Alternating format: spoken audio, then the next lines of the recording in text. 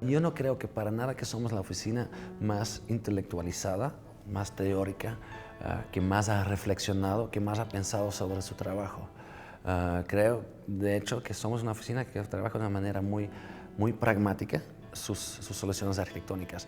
Y esta a veces puede sorprender para gente porque de repente ven plantas que tienen referencias, por ejemplo, a Hajduk o a Stirling, y de repente piensan que somos grandes historiadores o teóricos sobre la arquitectura, y no lo somos. Somos gente que apreciamos muchísimo la buena arquitectura que está hecho, y de esta nos nutrimos continuamente. Entonces es casi una solución o una situación evidente que estos espacios o estas organizaciones empiezan a aparecer en nuestros proyectos. Bueno, el libro está organizado de una manera muy sencilla, donde en las primeras partes siempre intentamos de poner lo que es realmente el elemento más interesante de cada proyecto. En muchos casos, cuando son proyectos construidos, lo más interesante nos parece la fotografía de la obra construida. No siempre es así, en el libro tampoco. Pero cada proyecto creo que refleja su esencia en una serie de dibujos o diagramas, y a veces pueden ser renders, a veces son cortes, a veces son plantas. Y estas esencias de proyectos son los que conforman la primera parte del libro. En la segunda parte entonces tienes una explicación más a fondo para entender los proyectos y entender un poco la narrativa. ¿Qué es lo que nos pidieron? ¿Cómo reaccionamos ante esta problemática?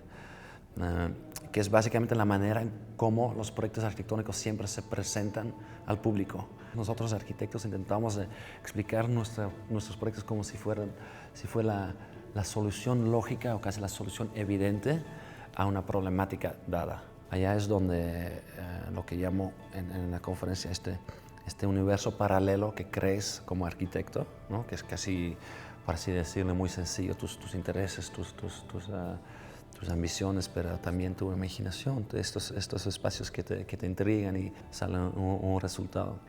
La portada también es una planta muy sencilla que resolvió un tema estructural para una plataforma que hicimos para la exposición de Francis Alice. Básicamente la portada es el proyecto número 1, por eso tiene abajo de ese dibujo el número 1, porque no solamente porque el libro es el libro número 1, pero también es el primer proyecto del que hablamos en el libro. Y básicamente es un esquema estructural que tenía que estar en una gran capilla y que no podía ni tocar los muros. Entonces tenía sus columnas y luego tenía toda una serie de contraventeos en diferentes sentidos, creando la estabilidad horizontal, pero a través creando o recreando un poco lo que para nosotros eran las caminatas aleatorias o caóticas de Francis Alice, o la derive, como podríamos decir, ¿no? De Francis Alice a través de la ciudad.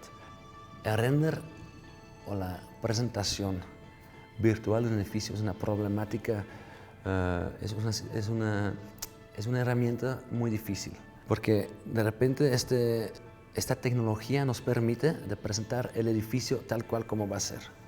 Y nosotros, porque somos arquitectos, que en el momento de que presentamos nuestros edificios todavía no sabemos exactamente cómo va a ser nuestro edificio, y yo creo que es sano, es algo que para desarrollar un edificio necesitas medio año o un año, o si es un edificio público grande necesitas 2 o 3 años, y es algo que nos incomoda muchísimo. En la historia, cuando todavía no existía el render, y por ejemplo Rem Koolhaas presenta la biblioteca de Jussieu en París, su maqueta sugerente, sus esquemas y sus diagramas presentan un proyecto que para todo el mundo es súper llamativo, pero nadie entiende realmente cómo se va a ver este espacio, cómo se va a ver esta biblioteca. Y eso es algo muy interesante. Por eso intentamos, cuando hacemos los concursos o cuando de repente intentamos plasmar ciertas cosas en esta primera parte del libro, no siempre presentar así se va a ver el edificio, pero intentamos poner, si nos parece relevante el corte o si nos parece relevante la planta, el dibujo o el croquis o la perspectiva, axonométrica, planta, corte, lo que sea, ¿no? La vista que mejor para nosotros explica la esencia de una idea. Y esa es justamente la problemática, creo, con los renders. En vez de hablar de esencias o de ideas arquitectónicas, hablan de representaciones arquitectónicas, ¿no? Cómo el edificio se va a ver, cómo el edificio se va a presentar, y no cómo el edificio va a funcionar o cómo el edificio va qué es realmente lo que aporta el edificio.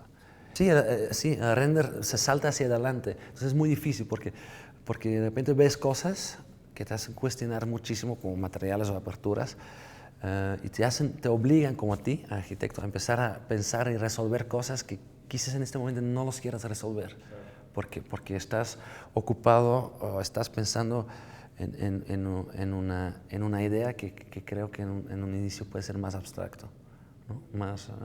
Más de distribución inicial de un edificio, de cómo se relacionan las diferentes partes del programa, cómo funcionan los anexos a tus edificios, como pabellones en el parque o como núcleos dentro de tu edificio, lo que sea.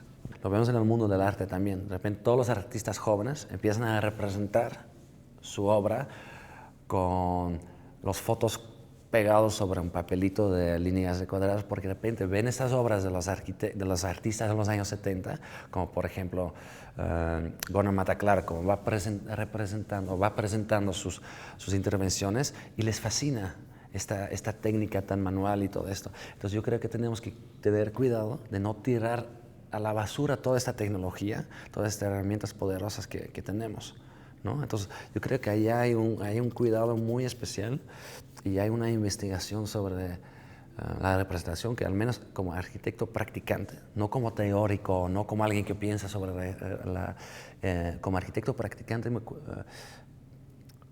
me interesa muchísimo, porque si yo tengo que presentar algo a un cliente, yo quiero hablar de una idea más abstracta, pero a la vez también casi le quiero convencer con algo que se pueda asemejar a un edificio, ¿no? Y yo creo que ahorita está la tarea, ¿qué es lo que podemos hacer? Y yo creo que hay arquitectos que están haciendo cosas muy interesantes, ¿qué es lo que podemos hacer para utilizar toda la tecnología que tenemos a la mano, pero escapar esta representación fotorrealista virtual que con la palabra fea la podemos llamar de desarrollador, y intentar generar un debate o una discusión sobre arquitectura a un nivel mucho más abstracto, ¿no? Eso sería lo interesante.